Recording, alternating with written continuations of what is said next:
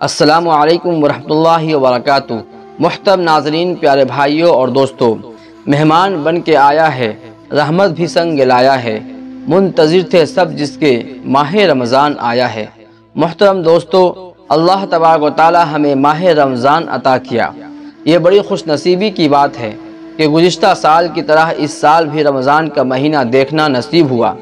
ایک سال کے اندر ہمارے کتنے عزیز دوست ہیں اور رشتہ دار ہوں گے جو اللہ کو پیارے ہو چکے ہوں گے، لیکن ہمیں اور آپ کو اللہ تعالیٰ نے زندگی عطا کی اور رمضان کا مہینہ نصیب فرمایا۔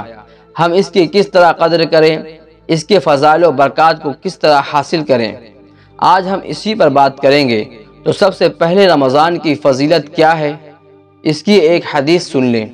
حضرت ابو ہریرہ رضی اللہ تعالی عنہ سے مروی ہے کہ نبی کریم صلی اللہ علیہ وسلم نے ارشاد فرمایا، جب ماہ رمضان آتا ہے تو جنت کے دروازے کھول دیے جاتے ہیں اور دوزخ کے دروازے بند کر دیے جاتے ہیں اور شیطانوں کو قید کر لیا جاتا ہے، یعنی باندھ دیا جاتا ہے۔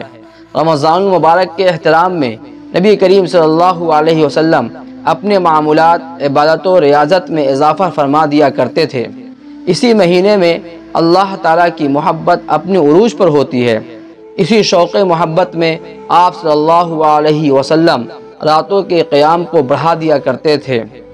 الغرض، رمضان المبارک کی بڑی فضیلت آئی ہے۔ اللہ تبارک و تعالیٰ نے بہت سے مہینے بنائے، مگر جو فضیلت رمضان المبارک کو ملی وہ دوسرے مہینوں کو نہیں ملی۔ اس متبرک مہینے میں اللہ تعالیٰ نے اپنی مقدس کتاب قرآن کریم کو نازل فرمایا۔ اسی مہینے میں اللہ تبارک و تعالیٰ نے لیلۃ القدر جیسی نعمت عطا فرمائی۔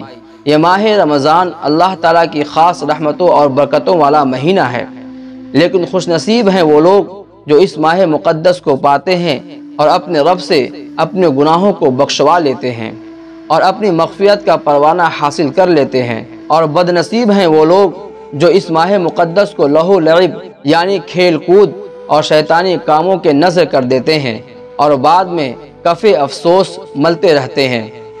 محترم دوستو، یہ تھی رمضان المبارک کی فضیلت۔ اب رمضان المبارک کا روزہ کن کن لوگوں پر فرض ہے، اس کے بارے میں ذرا جان لے۔ رمضان المبارک میں روزہ رکھنا ہر عاقل و بالغ پر فرض ہے۔ اس کا انکار کرنے والا کافر اور نہ رکھنے والا فاسق ہے۔ روزہ رکھنے کی بڑی فضیلت ہے۔ حدیث قدسی میں آتا ہے، اللہ تعالیٰ کا ارشاد ہے کہ روزہ بندے کی طرف سے میرے لیے ہے، اس کا اجر و ثواب میں خود عطا کروں گا۔ میرا بندہ میری خوشنودی کے حاصل کرنے کے لیے خواہش نفس کو چھوڑتا ہے، کھانا پینا ترک کرتا ہے، لہٰذا میں خود اپنی مرضی کے مطابق اس کا بدلہ دوں گا۔ روزہ رکھنے سے پہلے سحری کا اہتمام کرنا چاہیے۔ سحری کھانا سنت ہے، یہ برکت والا کھانا ہے۔ آدھی رات کے بعد جو کچھ کھایا جائے یا پیا جائے وہ سحری کے قائم مقام ہوگا۔ عوام میں مشہور ہے کہ اگر سحری نہ کھائیں تو روزہ نہ ہوگا، یہ غلط ہے۔ بغیر سحری کے روزہ ہو جاتا ہے۔ غروب آفتاب کے بعد افطار میں جلدی کرنا مستحب ہے اور دیر کرنا مکروہ ہے۔ افطار کھجور چھوارے سے کرنا افضل ہے۔ دوسری چیزوں سے افطار کرنے میں کوئی حرج نہیں۔ اگر کسی شخص نے بغیر عذر اور بیماری کے ایک روزہ بھی چھوڑ دیا، خواہ وہ ساری زندگی روزہ رکھتا رہے، وہ اس کی تلافی نہیں کر سکتا۔ دوستو، یہ رمضان مبارک کی فضیلت جو میں نے آپ کے سامنے پیش کر دی۔ اگر یہ ویڈیو آپ کو اچھا لگا تو دوستوں کو ضرور شیئر کریں۔ کچھ اعتراض ہو تو کمنٹ کریں۔ فی امان اللہ۔